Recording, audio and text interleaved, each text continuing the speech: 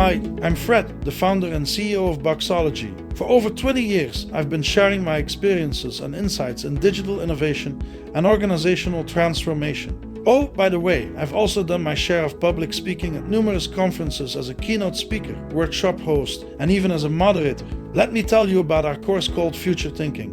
This 3-day course explores future thinking, a vital skill for leaders navigating uncertainty and driving innovation. From day one, we lay the foundation with an introduction to future thinking, covering its origins, core concepts, and the difference between forecasting and foresight.